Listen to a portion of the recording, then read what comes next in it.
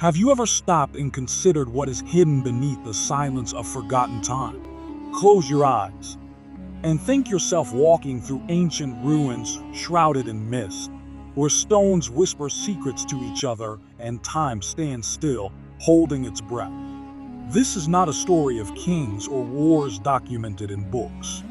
No, this is an exploration into the eerily forgotten past of locations and individuals the world left behind.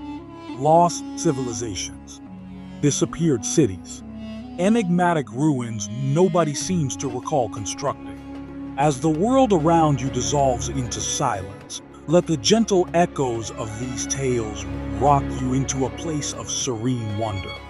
There is no loud music or quick cuts here, only the rhythmic unspooling of history's quiet mysteries, designed to gently lead you into sleep, and maybe even dream. Let us start.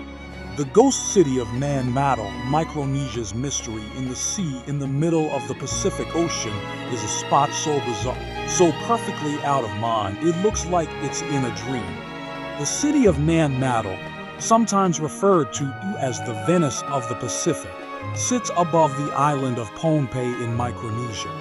Constructed totally on top of coral reefs, this ancient civilization is made up of almost 100 man-made islets linked by decaying canals. But unlike in Venice, boats and bricks weren't used in constructing Man-Madol. Its builders pulled with them enormous basalt stones weighing as much as 50 tons across the ocean without the use of the wheel, without the use of iron tools, and without written words. To date, nobody has any idea how they did it. Local myths tell of twin sorcerers who called forth dragons to heave the stones into position. Archaeologists propose a network of complicated ramps and rafts. But what was the reality? Lost, devoured by time and sea tides. What we do know is this. Man-Madol was a royal city, the seat of the Sotalur dynasty. It was a city of sacred ritual and strict control, where priests and nobles held divine authority. Then, around the 1600s, the dynasty fell apart, and the city was left to ruin. Now it is covered by moss, soaks the ocean, and at night, residents will caution you not to linger too long. They think the ghosts of Man-Madol still protect their city. Breathe that mystery. Let the still waters of Man-Madol ripple in your mind and float further into forgotten realms. The vanished desert labyrinth of Uber, somewhere under the boundless dunes of Oman, lies a lost city. The Quran referred to it as Iram of the Pillars, a city of great riches and pride, cursed by God and engulfed by the earth. Later, adventurers would refer to it as Atlantis of the Sands, and locals referred to it as Uber. For centuries, its existence was debated. Was Uber real, or just a myth whispered by Bedouins around campfires under the stars? Then, in the early 1990s, applying satellite photographs and maps of old caravan tracks, scientists located something remarkable in the Rub al Khali, the empty quarter, part of the largest sand desert in the world. Underneath the dunes, they uncovered ruins of a ruined limestone cave, around which there stood the remnants of towers, roads, and walls. They had discovered Uber.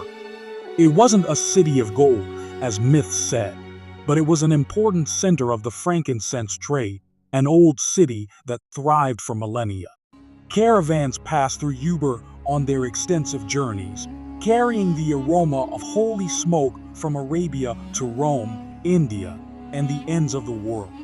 But with time, the earth altered. Water supplies ran dry. The earth supporting the city gave way. One day, the foundation of Uber itself collapsed, and most of it sank into a colossal sinkhole, removing its trace from the world. Now, nothing is left but wind, sand, and bits of stone. Picture yourself standing on that still desert ground, the sun going down in the distance, the air thick with the smell of old tales. There's a gentle wind, as if the ground itself is breathing out after all those years of keeping secrets.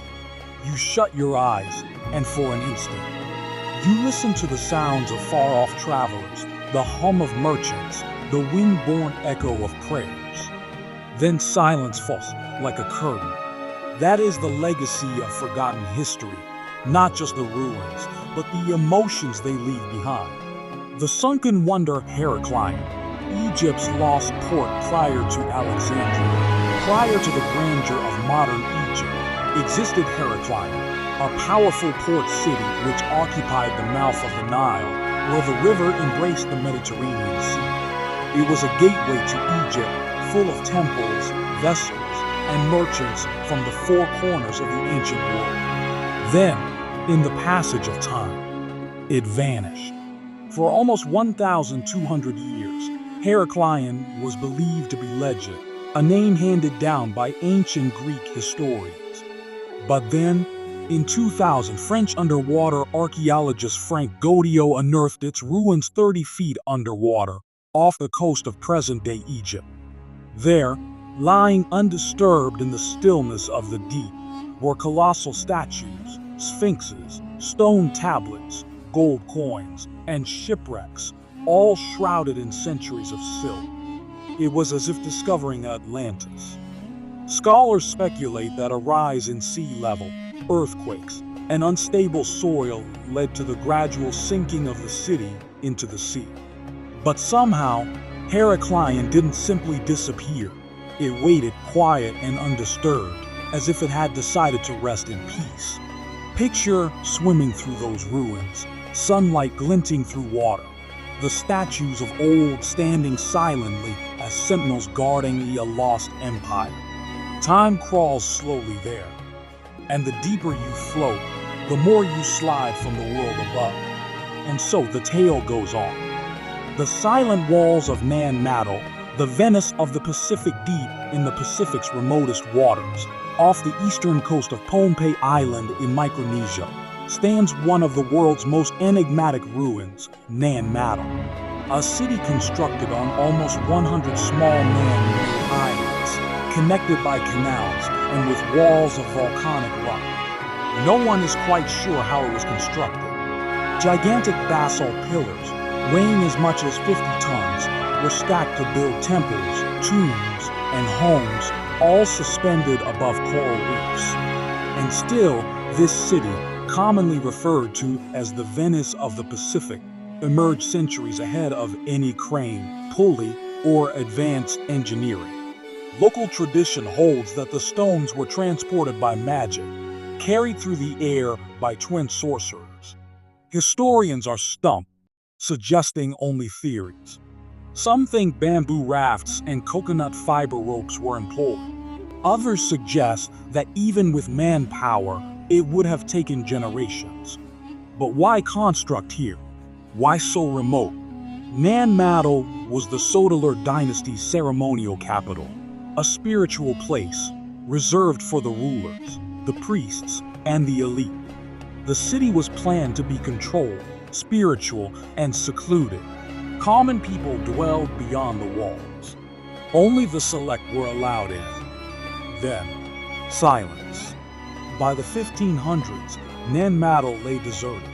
Some blamed famine, others rebellion, and the sea began to reclaim it, slowly, patiently, tide by tide. Today, the ruins stand, moss-covered, half-buried, and hauntingly lovely. Few people come, fewer linger after nightfall. Locals talk of ghosts that watch over the stones, of flickering lights, of whispers in the surf. You can hear them almost, not with your ears, but with something deeper. The voice of lost memory. The frozen echoes of Norse Greenland in 985 AD. A fearless Norse explorer named Eric the Red set sail west from Iceland, exiled for murder. What he discovered, or rather settled, was a great frozen world that he named Greenland, a name intended to lure settlers. And it succeeded. 2 successful colonies emerged along the fjords, eastern and western settlements. They constructed stone churches, grazed livestock, and scratched out a living against all odds. For almost 500 years, North Greenland was Europe's westernmost point. Then, nothing. By the 15th century, they were vanished. No last letter, no battle, no graves, just ruins and silence. What happened? Historians propose a mix of climate shift, isolation, dwindling supplies, and even possibly conflict with the Inuit. But no one knows the cause for sure. Picture yourself standing in one of those crumbling stone churches, half buried in snow now, with wind screaming through empty archways. There is a bone-chilling coldness, not only from the weather, but from the enigma. Who were the last to depart? Did they await assistance that never arrived? Did they whisper farewell to a world that had forgotten them? Somewhere under the permafrost, their responses linger. The vanished labyrinth of Mohenjo-Daro, city of the dead deep in the Indus Valley, in present-day Pakistan, are the remains of one of the world's oldest cities, Mohenjo-Daro. More than 4,500 years ago, it was a thriving city with a population of more than 40,000. Advanced, organized, and sanitary, the city was ahead of its time. It had straight streets, brick houses with bathrooms of their own, a huge central bath, maybe for ritual purification. It even boasted an underground drainage system, centuries ahead of Rome's fantasies about aqueducts. And then, it vanished. No evidence of war, no grand fires, no great plague revealed, just abandonment. Who were these individuals who had urban planning under their belts before the rest of the world had any idea what a city was? How did they plan so harmoniously? No swords, no monarchs, no grand palaces. And most importantly, why did they disappear? Shifting rivers killed the city, some say.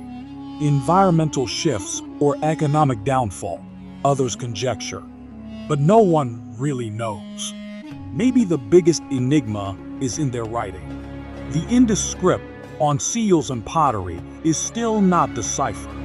Thousands of symbols and no Rosetta Stone. Their words are trapped in stone, waiting for someone to comprehend. When you stand at the Great Bath, surrounded by ruins of bricks, there's a silence in the air, not quiet, but something more substantial, as if time itself pauses its breath. The stillness of a city once alive. The ghost roads of Cahokia, America's forgotten civilization hundreds of years before Columbus sailed. A huge Native American city existed by what is now St. Louis, Missouri. Cahokia. By the year 1100 AD, it was larger than London.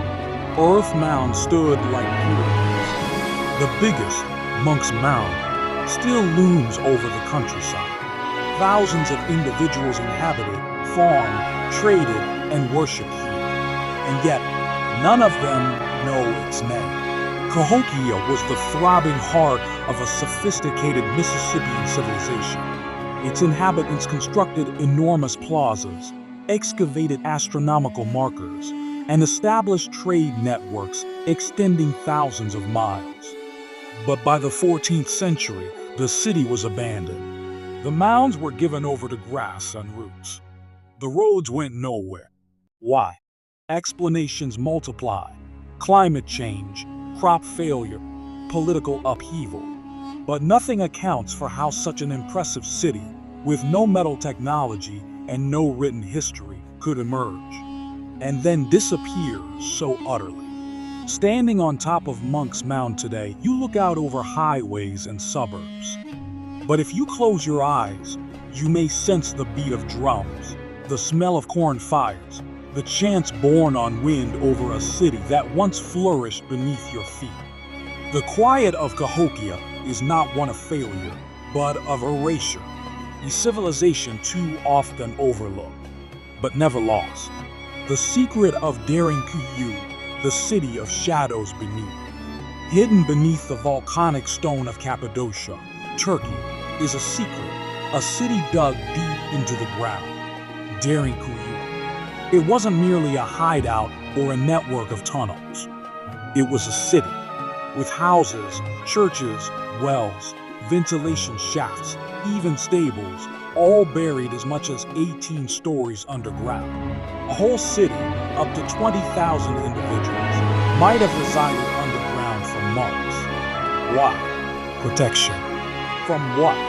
Historians make educated guesses that invaders, religious persecution, or natural disasters forced individuals underground. But the specific reason is unclear. More mystifying is when it was constructed. Some attribute its use to early Christians in the 1st century AD. Some propose it was used as far back as the Hittites in 1500 BC, or even further back.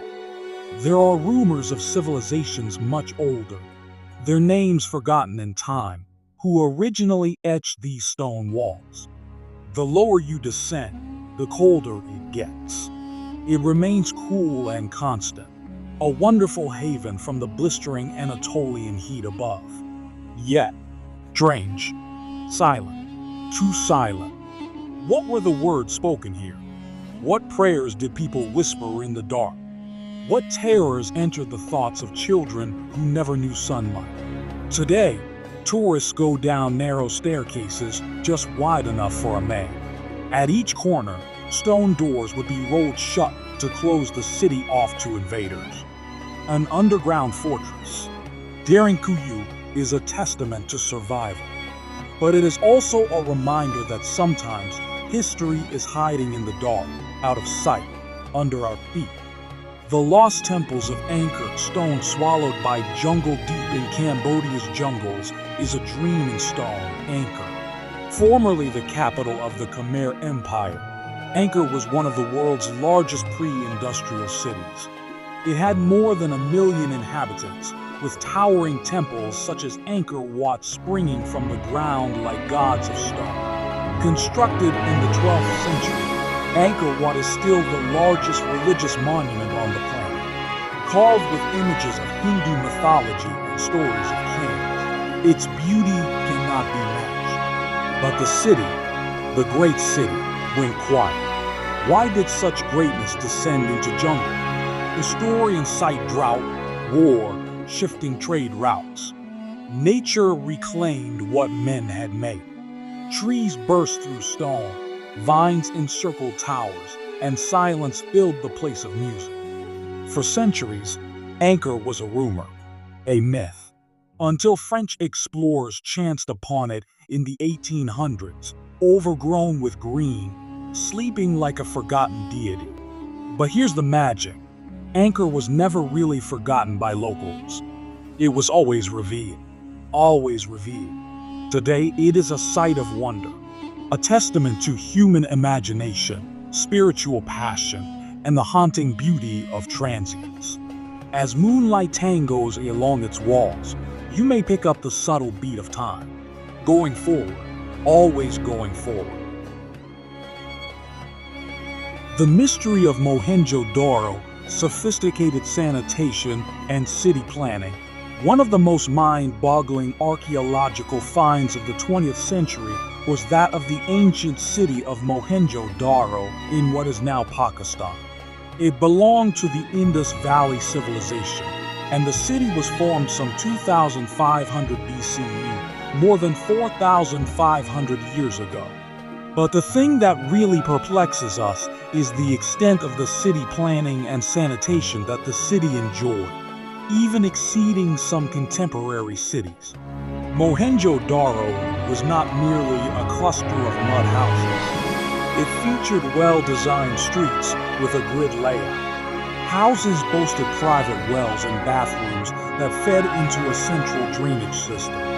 This type of civic infrastructure did not become widespread in Europe until thousands of years later. Archaeologists discovered traces of a sophisticated sewer system under the city. Every house had drains that flowed into covered street drains, and these in turn flowed into bigger sewers and soak pits. It suggests not just advanced engineering expertise, but also a high level of civil administration. Someone must have organized and coordinated all this.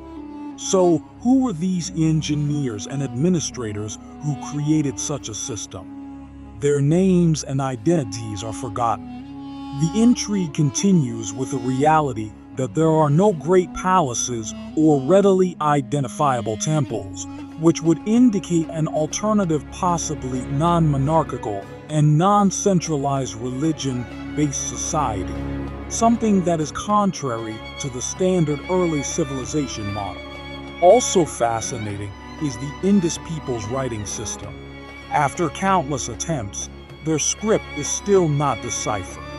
We have hundreds of seals and inscriptions, but we still do not know what they mean. What are the secrets hidden in those symbols? Might they reveal who constructed this incredible city and why it simply disappeared? Mohenjo-daro was finally abandoned. Climate change, changing rivers, or invasion are blamed by some theories. But there is no answer for sure. One day, maybe the script will be broken, and with it, the voice of this lost world will at last be heard. The lost labyrinth of Crete. Was the Minotaur real? On the sun-kissed island of Crete, an ancient legend continues to inspire awe, the myth of the labyrinth and the Minotaur. For centuries, this legend was nothing more than a fancy. A terrifying half-man, half-bull monster, locked in an infinite maze, finally killed by the Athenian hero Theseus. Was there ever a grain of truth in the myth? Enter Knossos, the center of the Minoan civilization, Europe's oldest known sophisticated society, flourishing around 2000 BCE.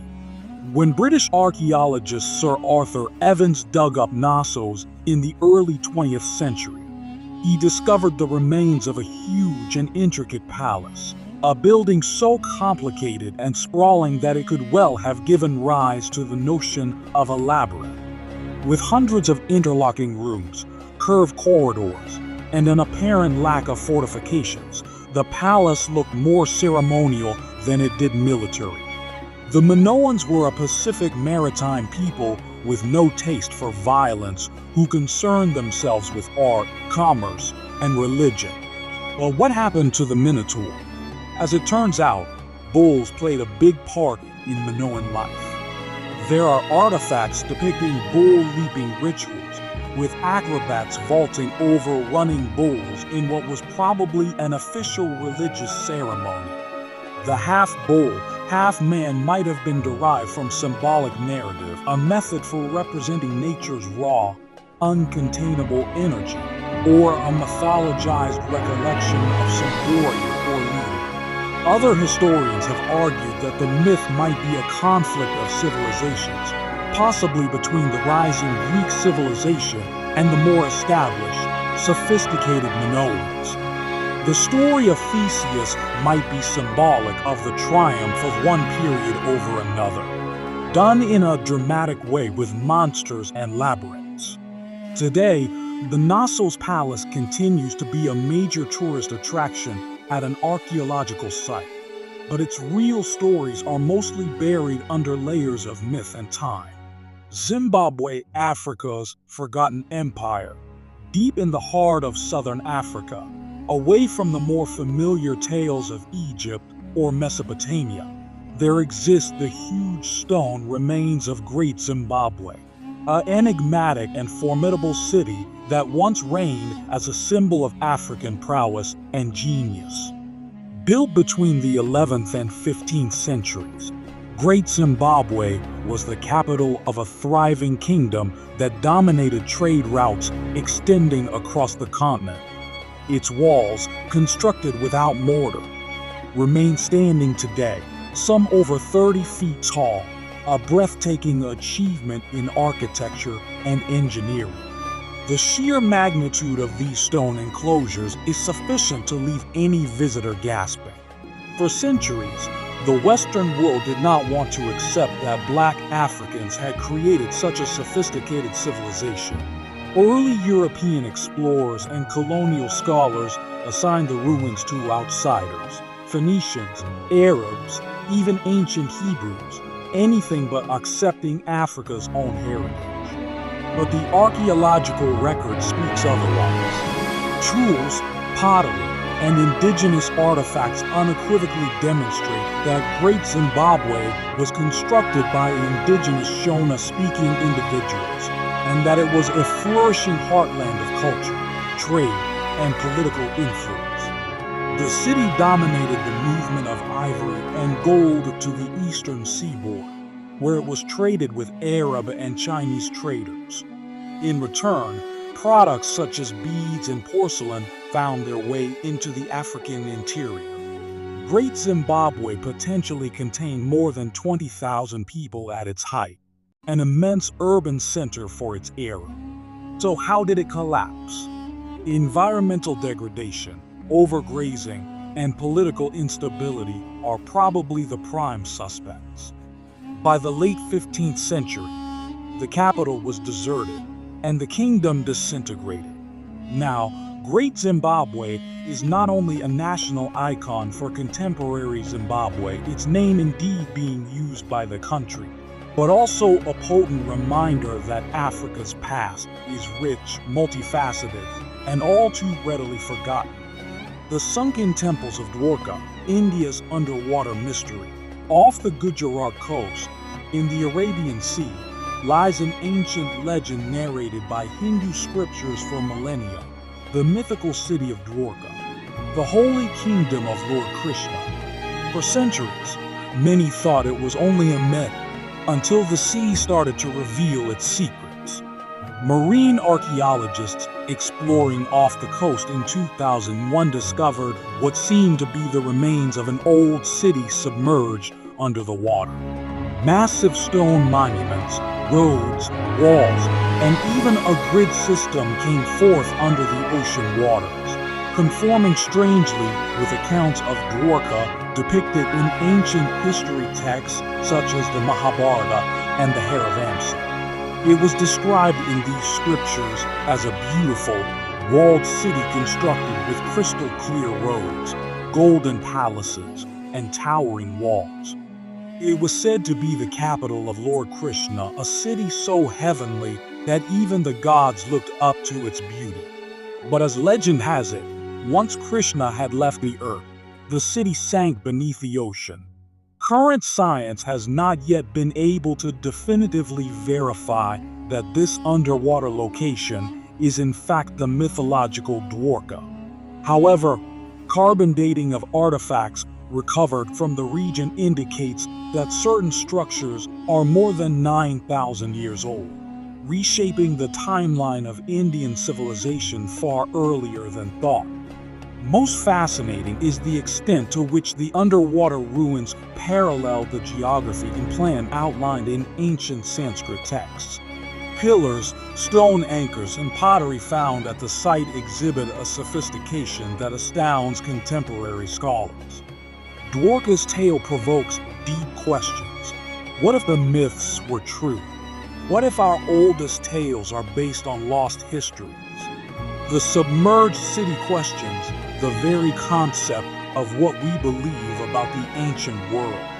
This lost city is not just below the ocean. Below lies the intersection of religion and archaeology, myth and fact. And maybe that is what makes Dwarka perhaps the most eerie and encouraging enigma of all time. The forgotten city of Nan-Madol, the Venice of the Pacific, concealed on the isolated Pacific island of Pohnpei, is one of the world's most bizarre and enigmatic archaeological marvels, Nan-Madol. Nicknamed the Venice of the Pacific, this ancient city rises on a chain of man-made islands, with canals encircling it and constructed completely of basalt stone.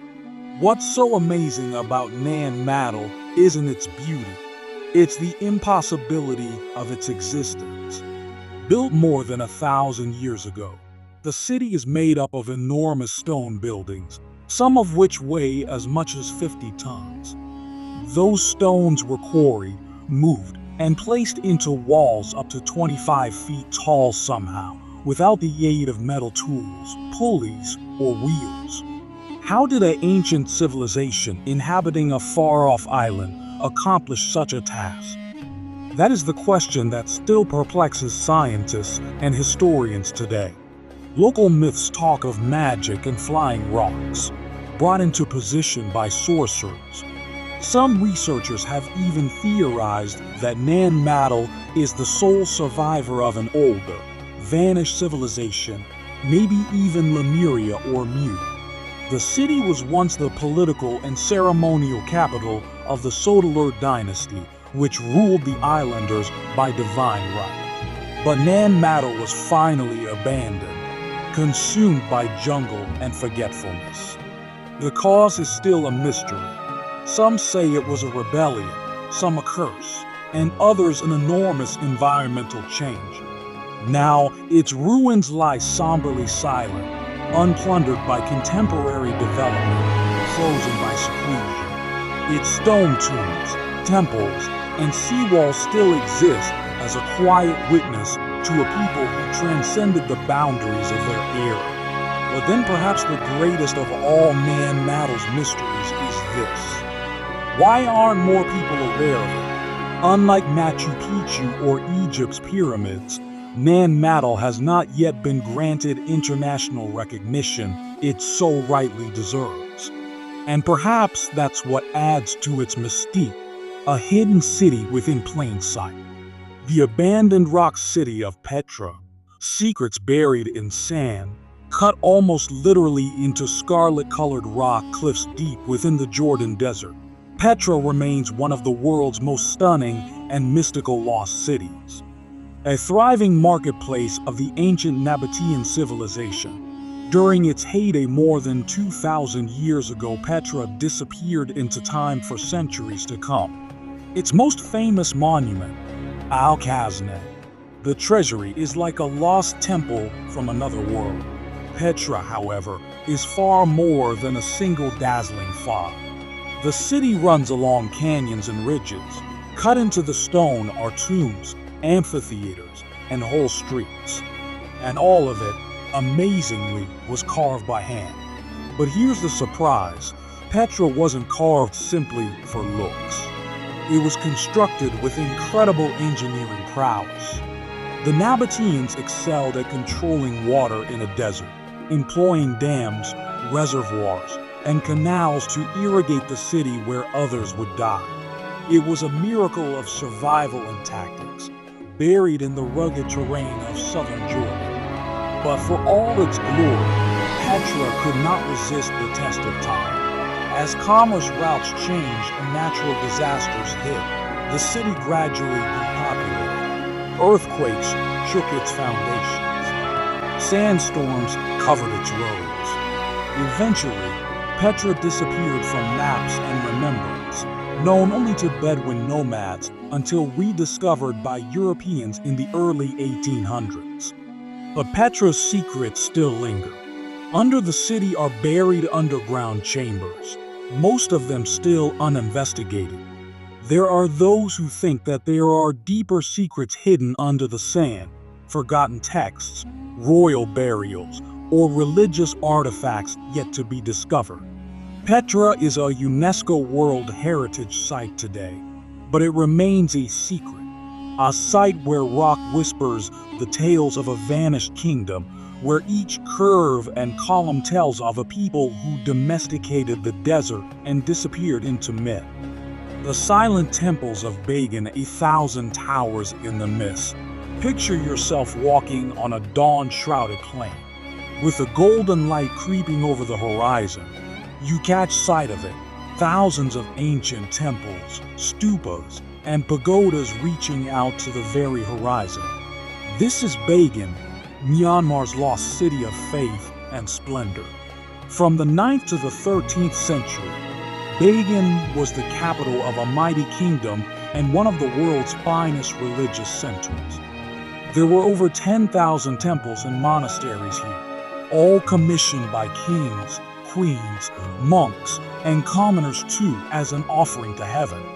What is so eerie about Bagan isn't the number of temples, it's the silence.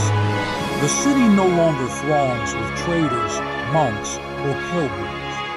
The empire that constructed it disintegrated under Mongol conquests, civil strife, and natural catastrophes. Centuries broke down many temples in earthquakes, and dense overgrowth gradually reclaimed the land. And somehow, there are thousands of buildings left. Their worn murals still speak in hushed tones of the Buddha, of legendary creatures, and of royal processions. The air here seems heavy with prayers forgotten, as if the earth itself recalls what people have long forgotten. Pagan splendor was previously unmatched but by Angkor or Rome alone. However, its political turbulence and isolation isolated it from world attention for centuries. Today as well, it remains a destination enveloped in quietude, where past rest in gold spires and golden domes. And although Bagan has enjoyed a renaissance in recent times, thanks to restoration and cultural pride, it is still one of the world's most captivating and least known archaeological treasures. Nan Madol, the Atlantis of the Pacific, off the east coast of Micronesia's Pohnpei Island, is one of the most enigmatic ruins on the planet. A city on water, concealed by time and tides. This is Nan Madol, sometimes referred to as the Venice of the Pacific, or even the Atlantis of the Pacific. What is so incredible about Nan Madol isn't its looks, it's the impossible engineering. Constructed over a lagoon with gigantic basalt blocks, up to 50 tons in weight, the city is a complex of more than 90 man-made islands, divided by canals and joined by underwater walkways. Historians say Nan Madol was the Sotalar dynasty's ceremonial and political capital, which existed from about 1100 AD through the 1600s. The elite dwelled on these man-made islands, apart from the rest of the people. The buildings here were palaces, temples, tombs, and houses, all constructed of towering basalt walls, hewn like logs, with no mortar. The real enigma of Nan Madol is how the stones were moved. Pohnpei lacks volcanoes, and the stones must have been brought in from deep within the island, through thick jungle and mountainous country. With no draft animals or wheels, nobody knows how the ancient engineers transported and maneuvered these gigantic blocks. There are some local myths that talk about levitation or the exercise of magic by the builders. As the Sotalar dynasty crumbled, the city was deserted and rapidly reclaimed by nature. Now it rests in unsettling stillness, frequently veiled in mist and mangrove. Divers navigate its underwater ruins, while scholars argue over its origins and intentions. Nan Madol is still a breathtaking mystery, a city that cannot be explained and a testament to lost genius. Venus, Egypt's lost first capital.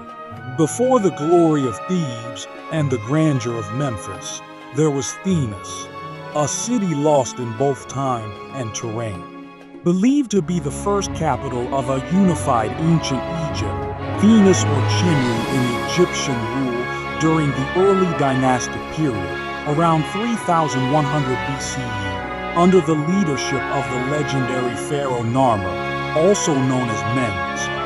Venus is where early Egyptian civilization is said to have been born, the center from which Upper and Lower Egypt was united. It was the seat of the first dynasties of Egypt and probably the site where pharaonic culture's building blocks, hieroglyphs, religious practices, and monumental architecture first developed. But now, no conclusive remains of Venus have ever been discovered. Ancient accounts such as the Greek historian Manetho and the Egyptian historian Manetho both mention its significance, and numerous scholars suppose it is hidden beneath the present city of Girga or the adjacent Abydos, but nobody knows for certain. What is so interesting about Venus is that it has mythic status. Not only was it the original capital, but it also became the focus of religious mythology. In Egyptian cosmology, Venus was envisioned as the heavenly counterpart to earthly Abydos, a city in heaven where souls of the dead hope to go. Its fate is an enduring enigma. Did it succumb to the sands of time, ravaged by natural catastrophe, or simply left behind as political fortunes moved south? Whatever the cause, Venus fell into obscurity. Its existence kept alive only in old texts and rumors of days when gods and monarchs first fashioned the world. Anuradhapura, the sacred city consumed by the jungle. Buried deep in the heart of Sri Lanka is Anuradhapura, a city which was once ablaze with spiritual power and imperial majesty. Founded more than 2,500 years ago, it was the capital of ancient Sri Lanka and one of the world's oldest continuously occupied cities, until it vanishes inexplicably.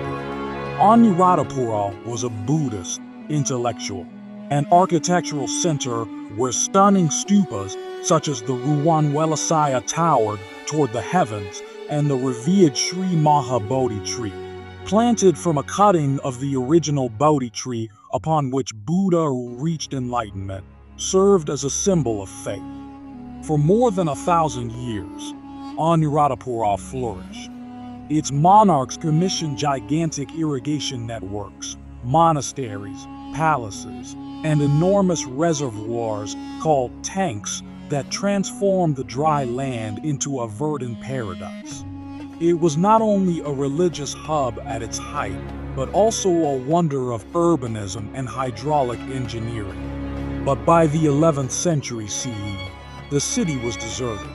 Internal conflicts and repeated invasions from South India, combined with the relocation of political power to other cities such as Polonnaruwa, brought about its slow decline. The jungle advanced and took over the stone ruins, concealing the glory of Anuradhapura under stamps of time and leaves. For centuries, the city remained forgotten, seen only by monks and wild beasts. It wasn't until the 19th century that British explorers started to rediscover its secrets. Nowadays, Anuradhapura is a UNESCO World Heritage Site, but the enigma of how such a great and holy city could disappear so quietly is a haunting reminder of how even the greatest civilizations can wither away. Helek, the Atlantis of ancient Greece. Many years before Atlantis became the mythic lost city of popular lore, there existed Helek, a thriving city in ancient Greece that disappeared overnight. Dubbed the real Atlantis by some historians, Helek was once a bustling hub of commerce, culture, and religion, all in honor of the god Poseidon himself.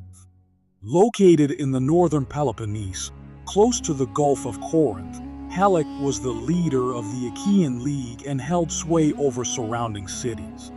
Its currency featured the trident of Poseidon, representing the city's strong sea connection and possibly its fate. In the winter of 373 BCE calamity, according to ancient writers, the earth shook with brutal force. An earthquake devastated the city, then a tsunami that was thought to have been created by the quake swept over Helek, sweeping it out into the sea. In a matter of hours, the great city and its inhabitants were lost, buried beneath water and mud. Helek was a secret for centuries. Authors such as Strabo, Pausanias, and Aelian referred to its untimely demise, and fishermen said their nets would get caught on underwater ruins at times. But Helek's location was still a mystery, until the late 20th century, when Dora Katsonopoulou and Stephen Soter led a team of archaeologists to excavate the area. In the 1990s, they finally unearthed ruins that were in line with Helek's age and description, under silt and earth inland, not the sea, verifying that the city first fell into a lagoon created by the tsunami. Helek's abrupt vanishing act is a reminder of the devastating impact that even the greatest civilizations can be reduced to by the wrath of nature. Its remains continue to be researched today, revealing aspects of life in ancient Greece and the force behind forgotten disasters.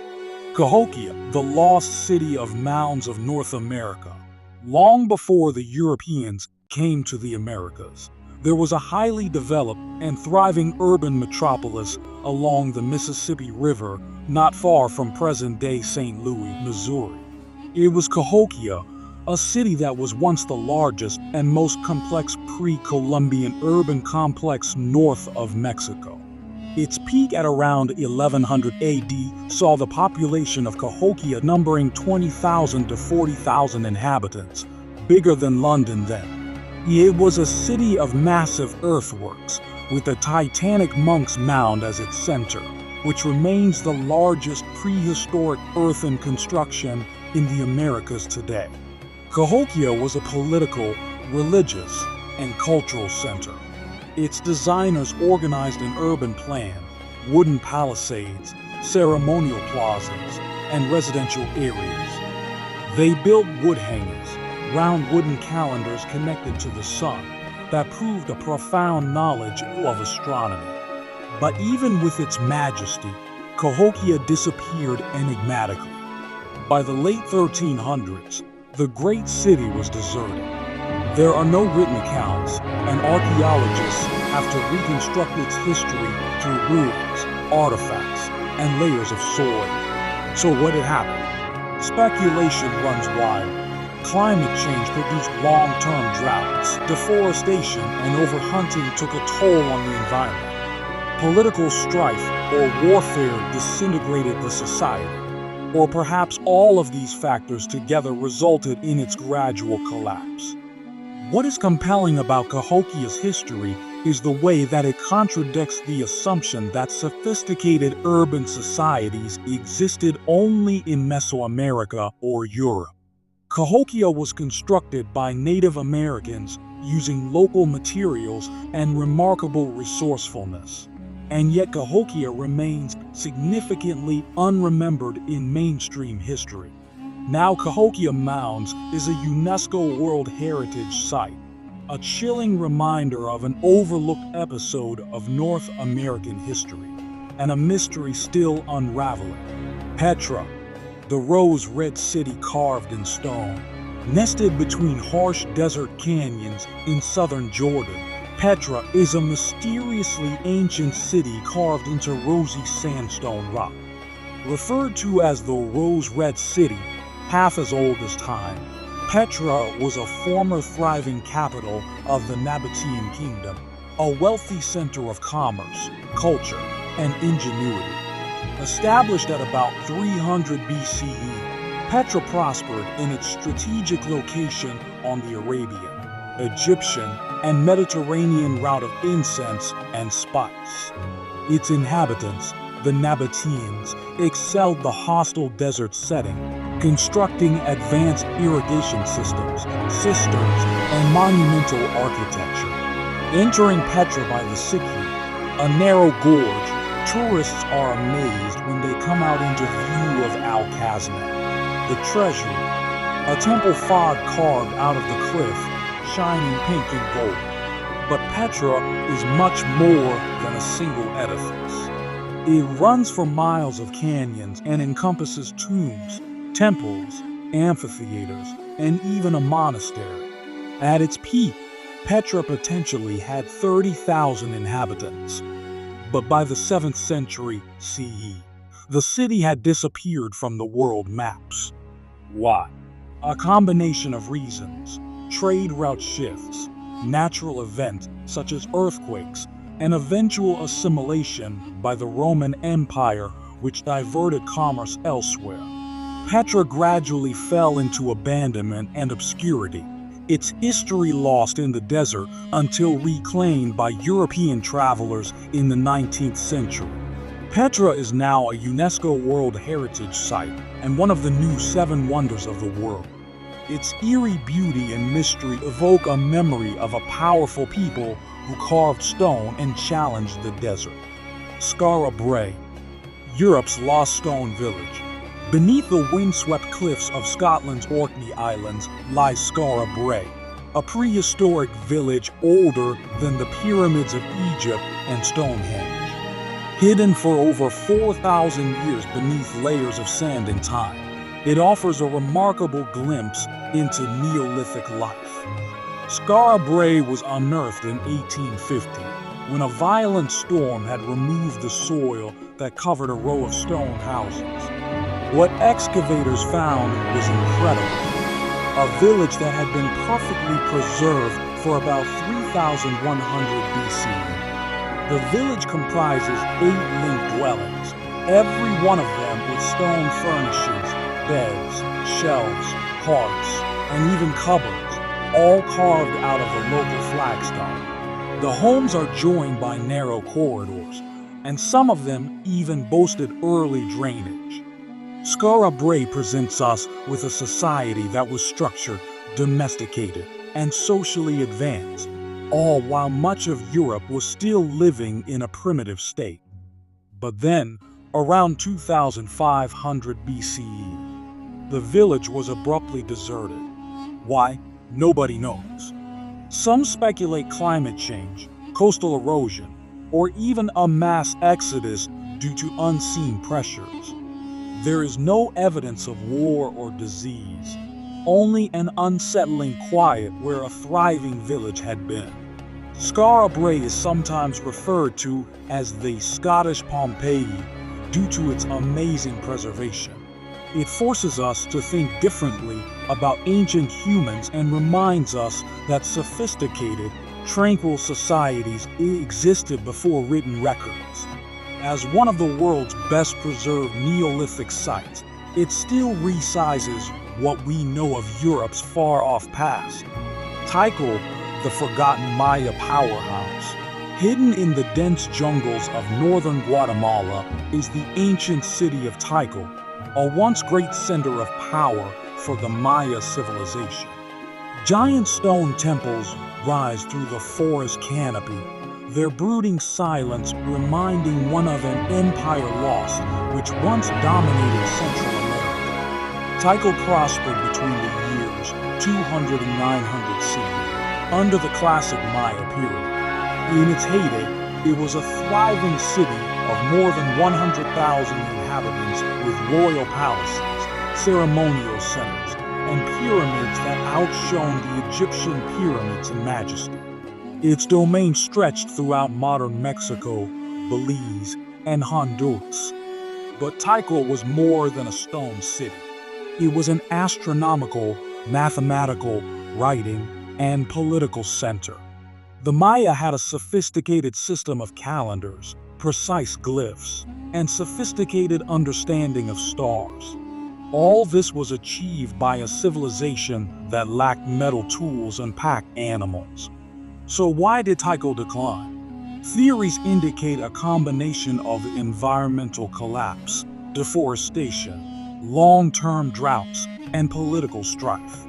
As the jungle crept in, water sources disappeared, and internal conflict dismantled the city. Tikal was deserted by the late 9th century, consumed by the forest, and forgotten by the world for more than 1,000 years. Rediscovered in the 19th century and continuing to be unearthed today, Tikal is a UNESCO World Heritage Site and among the most significant archaeological finds of the Americas. Its imposing temples and enigmatic glyphs still murmur secrets of a civilization whose greatness was at once vast and transitory, a potent reminder that even the most advanced civilizations can disappear without a trace.